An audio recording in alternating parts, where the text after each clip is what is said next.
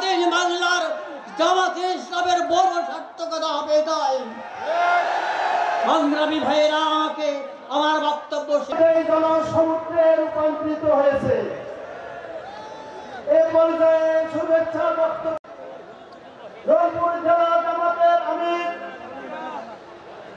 মিঠাপুকুর উপজেলার আজম ভাইয়ের পক্ষ থেকে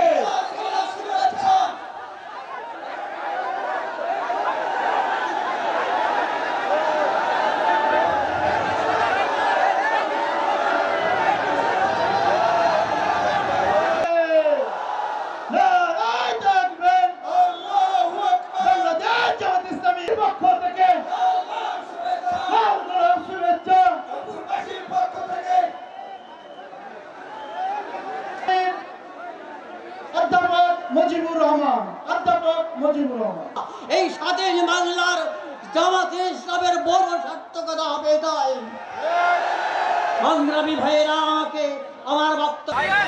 আসসালামু আলাইকুম ওয়া রাহমাতুল্লাহ। প্রিয় রংপুরবাসী, আপনারা কেমন আছেন? কি জানি আপনাদের বাসায় কি বলে কোনটা বাহে নাকি কি আমি বুঝতে পারতেছি না, এরকম কিছু। আলহামদুলিল্লাহ। হ্যাঁ, কেমন আছেন বাহে? আমরা বলবো মহান আল্লাহর সাহায্যে আমরা সেই স্বপ্নকে দুঃস্বপ্নে পরিণত করবো ইনশাআল্লাহ। এ স্বপ্ন বাস্তবায়ন হতে দেওয়া হবে না, কোনো প্রশাসনিক কু করতে দেওয়া হবে না, ভোট কেন্দ্রে কোনো মস্তানতন্ত্র চলবে না, কালো টাকার কোনো খেলা সহ্য করা হবে না। এটা মনে রাখতে হবে। আবু সাইদের সঙ্গীরা তারা কয়েকশো জন দুনিয়া থেকে বিদায় নিয়েছে, শিক্ষা রেখে গিয়েছে, আওয়াজ তুলে গিয়েছে যে আমাদের এই লড়াই অব্যাহত থাকবে। এই জন্য এরা বলেছে বৈষম্যহীন একটা মানবিক সমাজ প্রতিষ্ঠিত না হওয়া পর্যন্ত। তারা স্লোগান দিচ্ছে আবু সাইদ মুক্ত, শেষ হয়নি যুদ্ধ। রংপুরবাসী আপনারা বড়ই সৌভাগ্যবান। এ বিশাল আন্দোলনের আইকনিক পার্সন আপনাদের বুকের সন্তান আবু সাইদ। তার গর্বিত পিতা এখানে বসে আছেন, শহীদ পরিবারের অন্যান্য সদস্যবৃন্দ বসে আছেন। আমরা মহান দরবারে, মহান রব্বে কারিমের দরবারে নত শিরে শুকরিয়া আদায় করি, আল্লাহর দরবারে দোয়া করি এই পরিবারগুলোর নিরাপত্তার দায়িত্ব আল্লাহ যেন গ্রহণ করেন। এই পরিবারগুলোকে আল্লাহ তাআলা দুনিয়া আখিরাতে যেন সম্মানিত করেন। এই পরিবারের সদস্যরা লড়াইয়ের যে সবক, যে শিক্ষা এই জাতিকে শিখিয়ে গেছে, আমরা যেন বুকে ধারণ করে মানবতার মুক্তির জন্য সেই লড়াই চালিয়ে যেতে পারি। আবু সাইদের সঙ্গীরা, তোমরা জেগে উঠো আরেকবার। তোমরা বৈষম্যহীন সমাজের জন্য লড়াই করেছিলে, আমরা তোমাদের জন্যই একটা নিরাপদ বাংলাদেশ মহান আল্লাহর সাহায্য নিয়ে গড়ে রেখে যেতে চাই। যুবকদের হাতগুলা সামনে যেন মজবুত থাকে, নির্বাচনের সময় কেউ যেন কোনো অপকর্ম করার সুযোগ না পায়। জনগণের ন্যায্য ভোটে যারাই নির্বাচিত হবে, বাংলাদেশ জামাতে ইসলামী তাদেরকে অভিনন্দন জানানোর জন্য এখন থেকে প্রস্তুত। আর আল্লাহ রাব্বুল আলামিন যদি এই জাতের খেদমতের জন্য আমাদেরকে কবুল করেন, তখন আমরা এই যুবকদেরকে বুকে ধারণ করে সামনে এগিয়ে যাব ইনশাআল্লাহ। সম্মানিত ভাইরা, আমরা এমন একটি সমাজের স্বপ্ন দেখি যেই সমাজ আমাদের শহীদ সন্তানদের স্বপ্ন বাস্তবায়ন করবে, যেই সমাজে কোনো বৈষম্য থাকবে না, যেই সমাজে জাতে পাতে ধর্মে দলে কোনো বিভক্তি থাকবে না, যেই সমাজে দেশটাকে জাতিটাকে ভাগ করা হবে না, গোটা জাতিকে ঐক্যবদ্ধ করে দল মত জাতি ধর্ম নির্বিশেষে আমরা সামনের দিকে এগিয়ে যাব। 54 বছর যারা সংখ্যালঘু নির্যাতন বলে মায়া কান্না করেছিল, আমি মহান রবকে সাক্ষী রেখে বলছি, সংখ্যালঘুদের সম্পদ এরাই ডাকাতি করেছে। আমরা এদেশে সংখ্যালঘু সংখ্যাগুরু মানি না। এটা বলেই তাদের ক্ষতি 12টা বাজানো হয়েছে, ক্ষতি সাধন করা হয়েছে। এই দেশের মাটিতে যারাই জন্মগ্রহণ করবেন তারা সকলেই বাংলাদেশের সমমর্যাদার গর্বিত নাগরিক, সেই অধিকার দিয়েছে। আমরা কথা দিচ্ছি, আমরা সংবিধান বাংলাদেশের জনগণকে যা দেবে তার আমরা পাহারাদার হব ইনশাআল্লাহ। ওরা মালিক হয়েছিল রাষ্ট্রের, আমরা সেবক হব জনগণের ইনশাআল্লাহ। আমরা মালিক হওয়ার স্বপ্ন দেখি না। আমরা নির্বাচনে কিছু বিষয় আপনাদের জাতির সামনে উপস্থাপন করব, সে বিষয়গুলো সব এখনই আমরা খুলাসা করতে যাচ্ছি না। আশা করি প্রিয় জাতি বুঝতে পারবে বাংলাদেশ জামাতে ইসলামী আগামীতে কি ধরনের সমাজ গড়তে চায়। আমরা শুধু এতটুকু বলতে পারি, রাসূল করিম সাল্লাল্লাহু আলাইহি সাল্লাম যেই সমাজটা করে দুনিয়া থেকে বিদায় নেওয়ার আগে বিশ্ববাসীর সামনে ঘোষণা দিয়েছিলেন, আজ বিশ্ব সম্প্রদায়ের কাছে এমন একটি সমাজ উপহার দিয়ে যাচ্ছে, যেই সমাজে ইয়েমেনের সানা থেকে মরক্কোর হাজারামাউত পর্যন্ত ৩,৫০০ মাইলের রাস্তা একজন পূর্ণ বয়স্ক যুবতী তার সমস্ত সত্তা নিয়ে একা একা সফর করবে, কোন জালিমের চোখ তার দিকে তুলে তাকানোর সাহস করবে না। মহান রব ছাড়া কাউকে তার ভয় করার প্রয়োজন হবে না। সেই দেশ আজকে বিশ্ববাসীকে উপহার দিয়ে যাচ্ছে। আল্লাহর নবী মুহাম্মদুর রাসূলুল্লাহ সাল্লাল্লাহু আলাইহি ওয়াসাল্লাম তিনি আর ফিরে আসবেন না, কিন্তু তিনি তার অগণিত উম্মত দুনিয়ায় রেখে গিয়েছেন। আমরা সেই মদিনার ছায়ার আলোকেই খেলাফত আলা মিনহাজুন নবুয়া এই বাংলাদেশে আমরা দেখতে চাই। খেলাফতের নাম শুনলে, শরিয়ার কথা শুনলে অনেকে গায়ের লোম খাড়া হয়ে যায়, কারণ তাদেরকে শোনানো হয় ঘর থেকে বের হইতে পারবা না, মন মতো পোশাক পরিচয় তোমরা পড়তে পারবা না, এবং তোমরা যা ইচ্ছা তাই বলতে পারবা না, করতে পারবা না। লোভের বশবর্তী হয়ে রাষ্ট্রের ধন চুরি করলে তোমাদের হাত জায়গায় থাকবে না। যদি তোমরা কোনো পরনারীর ইজ্জত লুণ্ঠন করো তাহলে তোমাদের জীবন রক্ষা পাবে না। এই কথাগুলো তাদেরকে শোনানো হয়, সঠিক, কিন্তু কেন, কিভাবে? একজন লোক যদি অভাবের তাড়নায়, ক্ষুধার জ্বালায় বাধ্য হয়ে যদি চুরিতে লিপ্ত হয়ে যায়, রাষ্ট্র তার হাত কাটবে না, আমরা গ্যারান্টি দিচ্ছি। আগে রাষ্ট্র তার পেটের ক্ষুধা, পেটের আগুন নেভানোর চেষ্টা করবে। যেই রাষ্ট্র তার নাগরিকের অন্ন, বস্ত্র, বাসস্থান, খাদ্য এবং চিকিৎসা, শিক্ষার ব্যবস্থা করতে পারে না, সেই রাষ্ট্রের তার নাগরিককে শাস্তি দেওয়ার অধিকার থাকতে পারে না। বলবেন তাইলে এখন যে যার মতো করে চলবে না। ওই রাষ্ট্র গড়ার আগ পর্যন্ত বর্তমান সংবিধান অনুযায়ী দেশের নিয়ন্ত্রণ এবং আইন শৃঙ্খলা সরকারকে রক্ষা করতে হবে। প্রিয় ভাইয়েরা, জায়গায় জায়গায় আমরা দেখছি, সাংবাদিক বন্ধু দ্বিতীয় প্রশ্ন করেছিল, দেশে বিভিন্ন মব হচ্ছে, আপনারা এগুলা সমর্থন করেন কিনা? আমরা বলছি মব কোনো নতুন কালচার নয়। বাংলাদেশে ৭২ সাল থেকে এই মব চলছে। ৭২ সালে স্বাধীন বাংলাদেশে নারীদের স্তন কেটে মালা বানিয়ে গলায় পড়েছে এমন কুলাঙ্গার এখনো বাংলাদেশে জীবিত আছে। সে নারী যেই হোক, সে আমার মা, সে আমার বোন, সে আমার মেয়ে, তার স্তন কাটা তো দূরের কথা, তার ইজ্জতে হাত দেওয়ার অধিকার আমার আল্লাহ কাউকে দান করেননি। সেগুলা কি মব ছিল না? জীবন্ত মানুষকে কুচিয়ে কুচিয়ে ব্যানার দিয়ে ক্যামেরার সামনে, মুভি ক্যামেরার সামনে হত্যা করা হয়েছে, সেগুলাও মব ছিল। তাই বলে আমরা কি মবকে সমর্থন করব? না, সমর্থন করার প্রশ্নই উঠে না। কোনো নাগরিক নিজের হাতে আইন তুলে নেওয়ার এখতিয়ার রাখেন না। রাষ্ট্রের বিদ্যমান আইন, সে যে আইন হোক, সেই আইনের ভিত্তিতেই বিচার হবে। যদি কেউ অপরাধ করে থাকে, অপরাধের বিচার করার দায়িত্ব জনগণের নয়। এই দায়িত্ব বিচার বিভাগের, সরকারের পক্ষ থেকে বিচার বিভাগ এবং সরকারকে, নির্বাহী বিভাগকে মিলেই বিচার নিশ্চিত করতে হবে। ২৪-এর গণবিপ্লবে, গণ আন্দোলনে যারা নিহত হয়েছেন, যারা ক্রিটিক্যালি ইনজিওর্ড হয়ে আহত হয়েছেন, যারা পঙ্গু হয়েছেন, যারা মেরুদণ্ডে বুলেট বিদ্ধ হয়ে জীবন্ত লাশ হয়ে নিজের ঘর কিংবা হাসপাতালের বিছানায় পড়ে আছেন, এখনো তাদের চিকিৎসা আমরা দিতে পারিনি। এই উপকর্মে যারা সরাসরি জড়িত ছিল তাদের বিচার এই দেশের জনগণ দেখতে চায়। তাদের বিচার যদি হয় তাহলে ভবিষ্যতে কেউ কোনো দলকে তুষ্ট করার জন্য জনগণের উপর এই ধরনের নোংরা হামলা চালানোর আর দুঃসাহস দেখাবে না। আর যদি বিচার না হয় তাহলে অবিচারের সংস্কৃতির কারণে বাংলাদেশ একটা জঙ্গলে পরিণত হবে। আমরা কি আমাদের দেশকে জঙ্গলে পরিণত করতে দেব? প্রশ্নই উঠে না।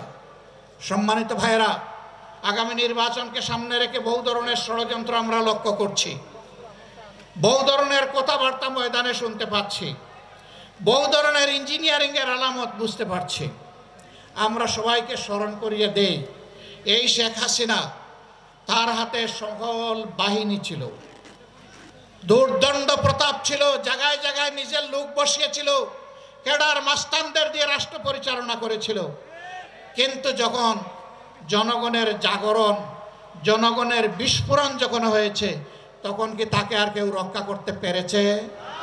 তাহলে যেই জনগণ এত মূল্য দিয়ে একটা পরিবর্তন এনেছে, সেই জনগণ আরেকটা ফেসিবাদ কায়েম করতে দিবে না ইনশাআল্লাহ। আমরা আপনাদেরকে কথা দিচ্ছি, ফেসিবাদ বিরোধী এই লড়াই ততদিন চলবে যতদিন প্রিয় দেশের বুকে ফেসিবাদের সামান্য চিহ্ন বর্তমান থাকবে। ফেসিবাদকে নিশ্চিহ্ন না করা পর্যন্ত আমাদের লড়াই কেউ থামাতে পারবে না ইনশাআল্লাহ। আর আমরা বিশ্বাস করি এই সকল কিছু নির্ভুল পূর্ণাঙ্গ একমাত্র সমাধান হচ্ছে আল্লাহর কুরআন এবং নবী মুহাম্মদুর রাসূলুল্লাহ সাল্লাল্লাহু আলাইহি সাল্লামের শাসন। এর বাইরে মুক্তির, শান্তির, ইজ্জতের, নিরাপত্তার কোনো রাস্তা নেই। রাস্তা একটাই, সেই রাস্তায় আজকে সমস্ত দেশপ্রেমিক এবং ইসলামী দল এক স্রোতে মিলিত হচ্ছে। আপনারা দোয়া করুন এই স্রোতের প্লাবন সমাজের সমস্ত আবর্জনাকে যেন ভাসিয়ে নিয়ে যায়, কিছুই যেন না থাকে। থাকবে শুধু এই দেশের সৎ এবং সত্যপন্থী লোকেরা। সে যে ধর্মের লোক হোক, যে দলের লোক হোক, কোনো আপত্তি নাই। এখানে কোনো দুষ্কৃতিকারীকে আর প্রশ্রয় দেওয়া হবে না ইনশাআল্লাহ। সম্মানিত ভাইরা, আজকে আমরা বিভিন্ন জায়গায় যা দেখতে পাচ্ছি, এখানে ওখানে বিভিন্ন আক্রমণ এবং আইন শৃঙ্খলা বাহিনীকে কাজ করতে না দেওয়া। আমরা আইন শৃঙ্খলা বাহিনীকে বলি, অতীতে যারা অপরাধ করেছে তাদের ব্যাপার রাষ্ট্র দেখবে।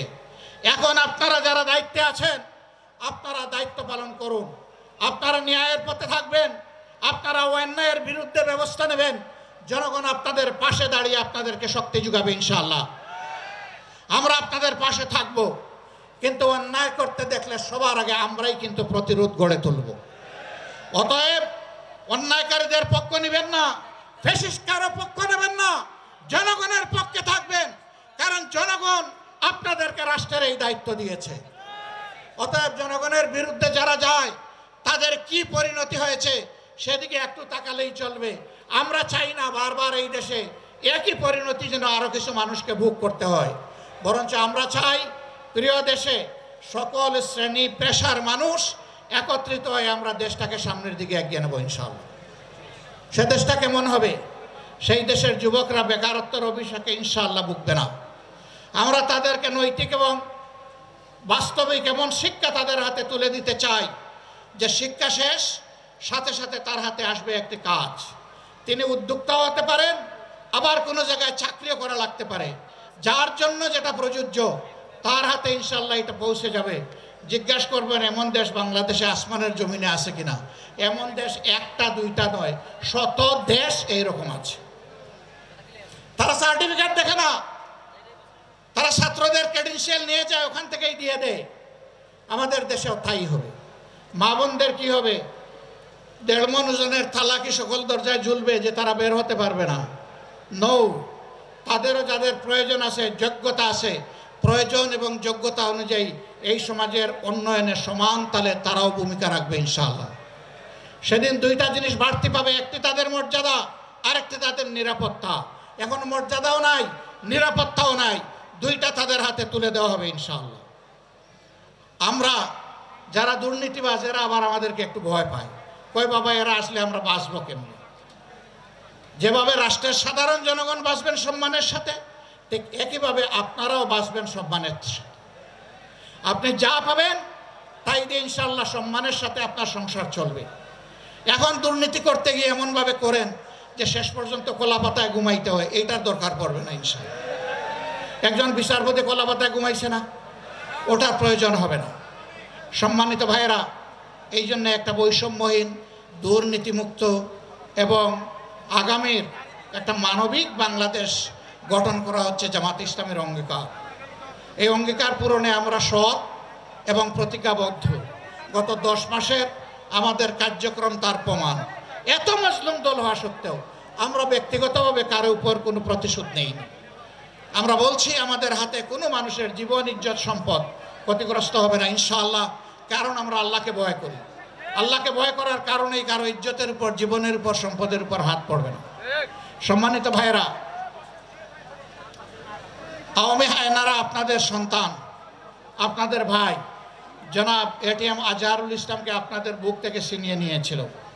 মহান আল্লাহর অশেষ মেহেরবানি, তিনি মুক্তি পেয়ে সম্মানের সাথে, ইজ্জতের সাথে, আইনি লড়াইয়ের মাধ্যমে, দুনিয়ার কোনো মানুষের দয়ায় নয়, কৃপায় নয়, আল্লাহর দয়ায় তিনি মুক্ত হয়ে এসেছেন।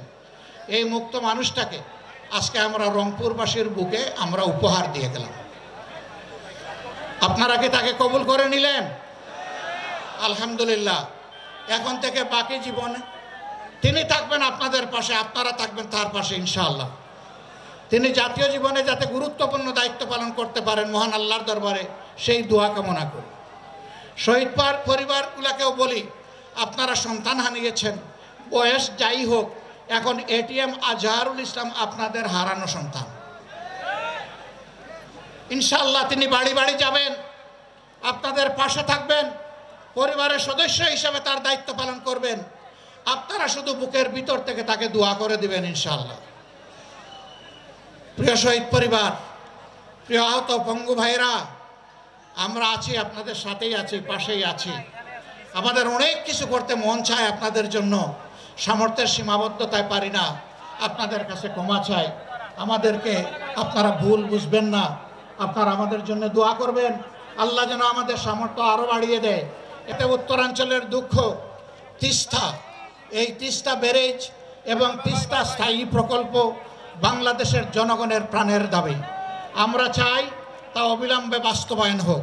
তাই নিয়ে কোনো টালবাহনায় দেশের জনগণ মোটেই সহ্য করবে না, এবং কোনো দেশের চক্রাঙ্গানিতে যেন আমাদের সরকার আর ভয় না পায়।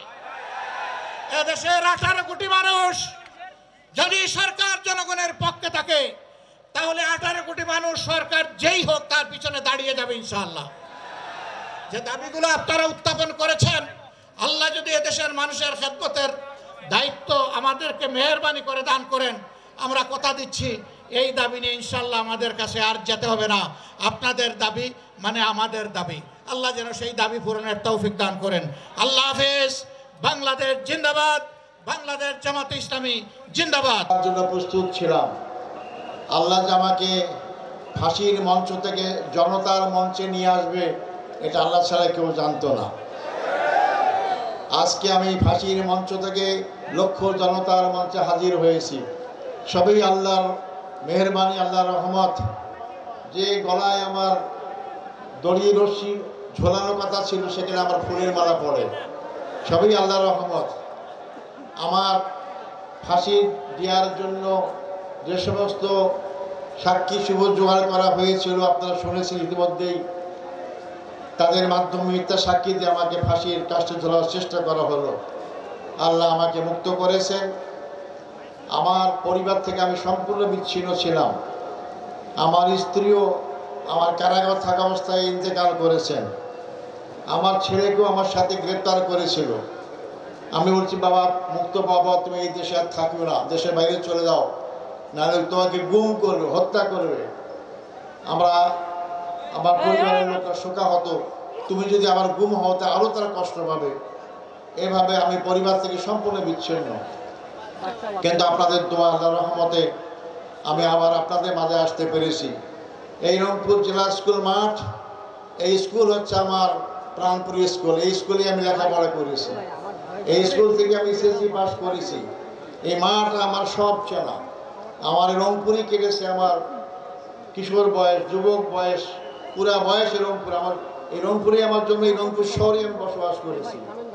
রংপুরের জনগণ আমার মনে হয় না কেউ বলতে পারবে যে আমি কোনো অপরাধের সাথে জড়িত ছিলাম। আমি কোনো অপরাধের সাথে জড়িত ছিলাম না, কিন্তু আমাকে সে অপরাধী বানানো হয়ে গেল। রংপুরবাসী সাক্ষী, এবং যারা সাক্ষী দিয়েছেন তারাও কিন্তু পরবর্তী সময় বলেছেন যে আমাদেরকে জোর জুলুম করে আমাদেরকে মিথ্যা সাক্ষী দিতে বাধ্য করা হয়েছে। আমার এখন কারোর প্রতি কোনো ক্ষোভ নাই, দুঃখ নাই। আমি চাই আমার অঞ্চল, আমার বাংলাদেশকে আমার মানুষের জন্য বসবাস উপযুক্ত করা, পরিবেশ সৃষ্টি করার জন্য।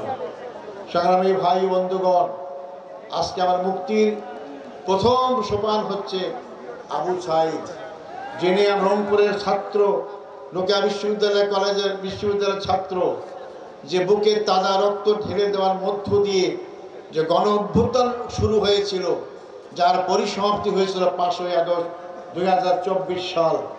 2024 সাল 5ই আগস্ট না হলে আপনারা আমার জানাজা পড়তেন বা পড়তে পারতেন কিনা তাও জানি না, কিন্তু আল্লাহ তাআলা সেই 5ই আগস্টের পরিবেশ সৃষ্টি করার কারণে আজকে আমি মুক্ত হয়েছি।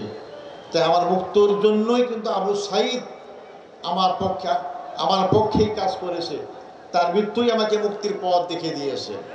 আমি তার হত্যাকারীদের বিচারের সম্মুখীন করা হচ্ছে, কিন্তু তড়িৎ গতিতে বিচার করে তাদের সমুচিত শাস্তি দেওয়ার ব্যবস্থা করা হোক। আমি এখানে যারা আছে আমাদের নেতৃবৃন্দ, তাদের চেয়ে অনেকের আমার বয়স একটু বেশি। আমি যাদের সাথে কাজ করেছি, আফসোস দুঃখ আজকে তারা কেউ আমার সাথে নেই। তাদেরকে হত্যা করা হয়েছে। আমাদের দলের প্রধান মৌলানা মতিউর রহমান নিজামীকে মিথ্যা মামলায় হত্যা করা হয়েছে। আমাদের পার্টির সেক্রেটারি জেনারেল জনাব আলী হাসান মোহাম্মদ মুজাহিদ, তাকে হত্যা করা হয়েছে। আমাদের পার্টির 2 জন সহকারী সেক্রেটারি জেনারেল জনাব মোহাম্মদ কামারুজ্জামান আব্দুল কাদের মোল্লা এবং নির্বাহী পরিষদ সদস্য জনাব মীর কাসিম সাহেব আলীকে ফাঁসির কাস্টে দিয়ে হত্যা করা হয়েছে। আমি তাদের আত্মার মাগফিরাত কামনা করি।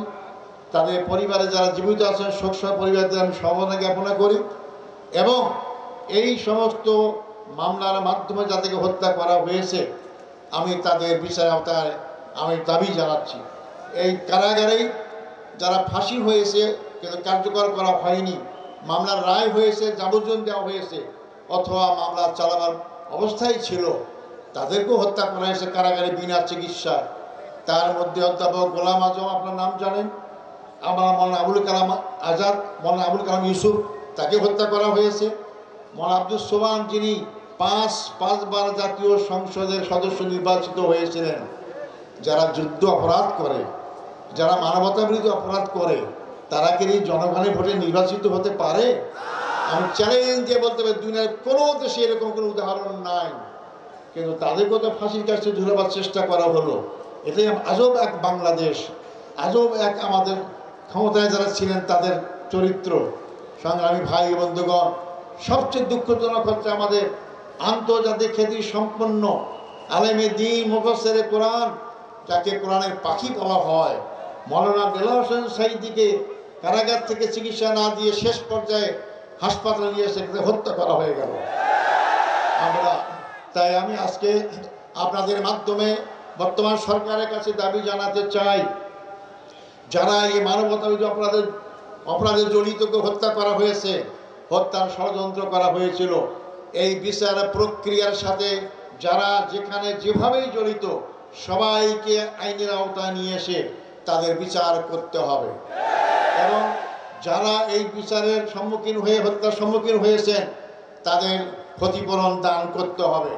সংগ্রামী ভাই ও বন্ধুগণ, আজকে আমি বলতে চাই গর্বের সাথে, আমার রায়ের মাধ্যমে এটিএম আজহারুল ইসলাম মুক্তি পায় নাই।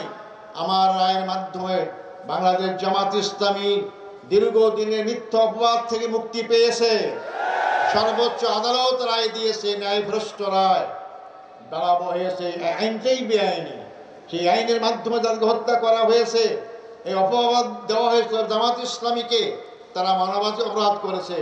আজকে আইনের মাধ্যমে সুপ্রতিষ্ঠিত হয়েছে, আমিও মুক্তি পেয়েছি, ইসলামী আন্দোলন মুক্তি পেয়েছে। এটাই আল্লাহর বিচার, ন্যায় বিচার আল্লাহ করেন। 5ই আগস্ট আমরা জেলখানায় ছিলাম, আমরা কল্পনাও করিনি যে হাসিনা ক্ষমতা ছাড়তে বাধ্য হবে, কিন্তু আর রাখে আল্লাহ মারে কে? আল্লাহ যে অনেক কিছুই করতে পারেন। মনে হলো যে আল্লাহ সরাসরি এই বিপ্লব করার ব্যবস্থা করেছেন। মনে হলো যে লক্ষ লক্ষ লোক, আমরা দেখতেই পাচ্ছিলাম কারাগার থেকে লক্ষ লক্ষ লোক রাজপথে নেমেছে, মনে হয় আবাবিল পাখির মতো হাজির হয়েছে লক্ষ লক্ষ লোক। আল্লাহ ফেরেশতারা হাজির হয়েছেন এবং তার পতন হয়েছে। যার পতন হয়েছে তিনি কি বলতেন? শেখের বেটি পালায় না, আমরা পালাই নাই, আমাদের কোনো নেতা পালায় নাই, কিন্তু আপনি পালিয়েছেন। কোথায় পালিয়েছেন? যেখানে আপনাদের আসল ঠিকানা, সেখানেই আপনারা পালিয়েছেন। আমাদেরকে পাকিস্তান পাকিস্তান বলেন, আমরা পাকিস্তানে পালাই নাই। আমাদের শহীদ মীর কাসেম আলী মামলা যখন চলে তখন তিনি আমেরিকায় ছিলেন। তাকে বলা হয়েছে আপনি আসবেন না বাংলাদেশে, বিচারের সম্মুখীন হবেন। উনি বলছেন কেন আমি যাব না, আমি কি অপরাধ করেছি? মৃত্যু হলে আমেরিকাও তো হবে, বাংলাদেশেও হবে। তিনি আমেরিকা থেকে বাংলাদেশে এসেছেন, বিচারের সম্মুখীন হয়েছেন, তাকে ফাঁসি দিয়ে শাহাদত করা হয়েছে। তাহলে কারা এই দেশের জনগণকে ভালোবাসে?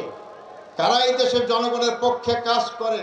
যারা পালিয়ে যায় তারা, নাকি যারা মৃত্যুর সম্মুখীন হওয়ার পরও দেশ থেকে বিদেশ থেকে দেশে আসে তারা?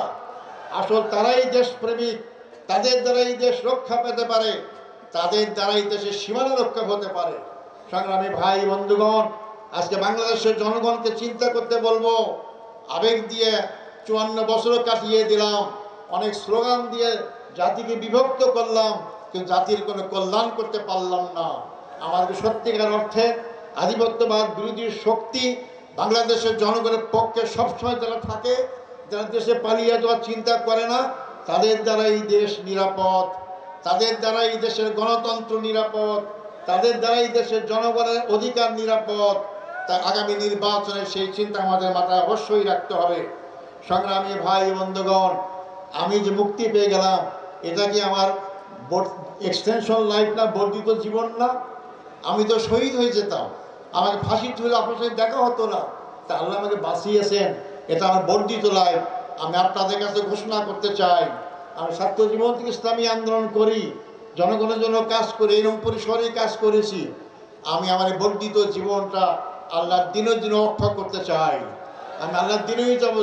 আমি সবাইকে অনুরোধ করব, এই দিন ক্ষণস্থায়ী, দুনিয়া ক্ষণস্থায়ী, যে কোনো মানুষকে মরতে হবে, মনে আমাদের যেতে হবে আল্লাহর কাছে। সে আল্লাহর কাছে আমাদের কাছে অপেক্ষা করছে দুইটা জিনিস, একটা জান্নাত, একটা জাহান্নাম। যদি আমরা জান্নাতে যেতে চাই, দুনিয়ার এই জীবনে আমাদের আল্লাহর দিন কায়েমের চেষ্টায় এগিয়ে আসতে হবে। জামাত ইসলামী সেই কাজটাই করছে। আসুন আমরা সেই জামাত ইসলামীর সাথে সম্পৃক্ত হয়ে, যারা হয়নি এখনো, আমরা আগামী দিনে বাংলাদেশকে ইসলামের বাংলাদেশ গড়ার জন্য আমরা চেষ্টা করি। সময় আমার কম, আমাদের আমির জামাত মূল বক্তব্য রাখবেন। আমি আমার আবেগ নিয়ে আসছি, আবেগ আপ্লুত। আমি এত লোক আমার দেখার সৌভাগ্য এই রংপুর শহরে হয় নাই। এর আগে তো অনেক প্রোগ্রাম করেছি, তখন তো আমরা অল্প লোক পেতাম, আজকে লক্ষ লক্ষ লোক জমায়েত হয়েছে। আসার পথে রাস্তা দিয়ে আসতে পারতাম না, আল্লাহর কি অপার মহিমা। আমি তাই আপনাদের কাছে আমি আমার বক্তব্য শেষ করার আগে আমি আপনাদের আমার অভিব্যক্তি ব্যক্ত করতে চাই। আমি শুনেছি জেলখানায় আমার মুক্তির জন্য আপনারা অনেকে রোজা রেখেছেন, আমার মুক্তির জন্য অনেকে নামাজ পড়েছেন, নফল নামাজ পড়েছেন, এমন অনেকে উমরাও করেছেন, অনেকে আপনারা আন্দোলন করেছেন। আমি সবাইকে আমার অন্তঃস্থল থেকে আপনাদেরকে মোবারকবাদ, অভিনন্দন জানাচ্ছি। আপনারা আমার অভিনন্দন গ্রহণ করবেন। আপনাদের দোয়ায়, আপনাদের এই যে আগ্রহ, আল্লাহ আমাকে কবুল করেছেন, আপনাদের চোখের পানি আল্লাহ কবুল করেছেন, আমাকে আল্লাহ কবুল করেছেন। কিন্তু আপনারা আমাকে দোয়া করবেন, আমি বাকি জীবন যেন আপনাদের পক্ষে, দেশের পক্ষে, আমার এলাকার পক্ষে জীবন ভরে কাজ করতে পারি, সে তৌফিক দান করেন। সংগ্রামী ভাই বন্ধুগণ, আবু সাইদ কেন জীবন দিয়েছে?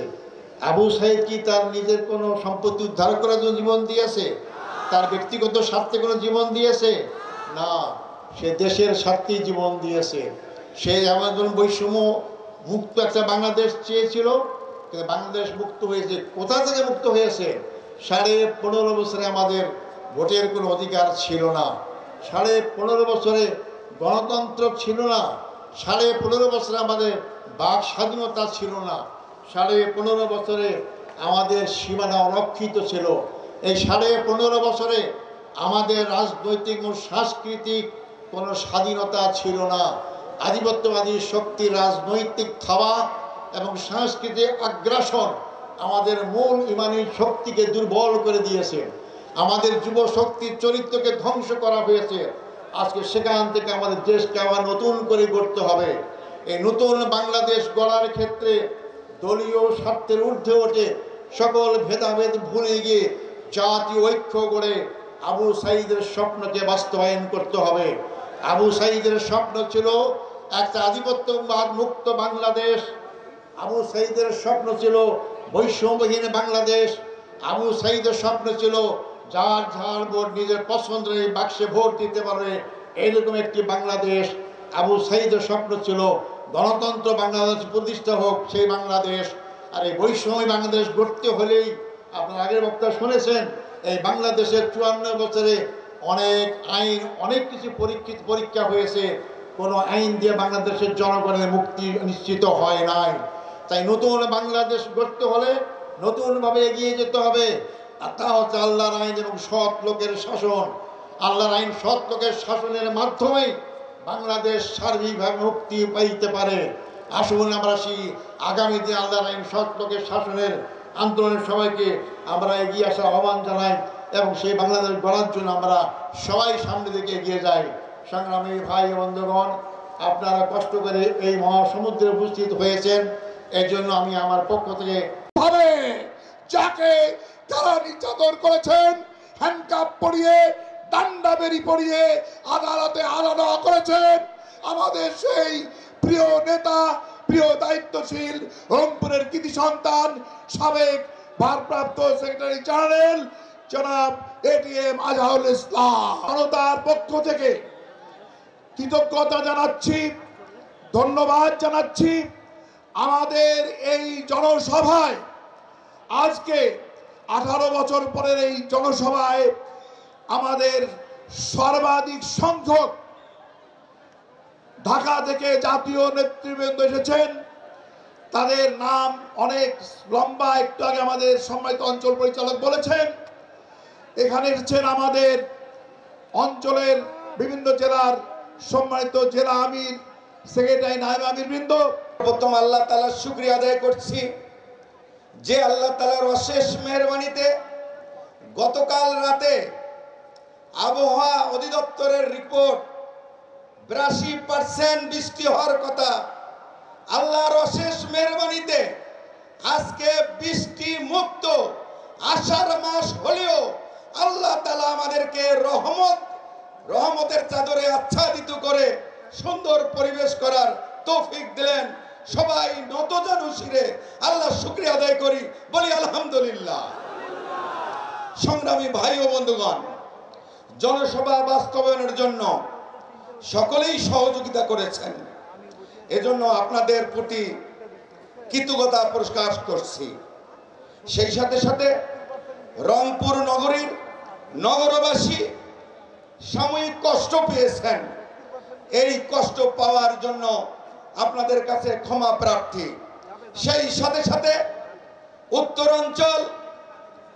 উত্তরাঞ্চলের দাবি এবং সারা বাংলাদেশের কারিগর প্রধান অতিথি ডাক্তার শফিকুর রহমান বক্তব্য রাখবেন। আপনারা যে যেখানে আছেন, আর মহানগরীতে চাই এয়ারপোর্ট, বিমান ঘাঁটি রংপুর মহানগরীতে চাই। কৃষি প্রধান এলাকা হওয়ার কারণে আলু চাষিরা বর্তমান বৈষম্যের শিকার। কোটি কোটি টন কৃষকরা কষ্ট করে আলু চাষ করে, অপ্রতুল এই আলু রাখার জায়গা থাকার কারণে, একটি সিন্ডিকেটের কারণে আলু চাষিরা তাদের ন্যায্য মূল্য পাচ্ছে না। ব্যবসায়ীরা আজকে ধুকে ধুকে মরছে। আমি আমিরে জামাতের মাধ্যমে কেন্দ্র সরকারকে অনুরোধ করতে চাই, আমার এলাকায় আলু চাষিদের ভাগ্য ফেরানোর জন্য আমাদেরকে দায়িত্ব নিতে হবে। এই কয়েকটি দায়িত্বের পাশাপাশি রংপুর মহানগরীতে একটি হলেও সরকারি মাদ্রাসা করতে হবে।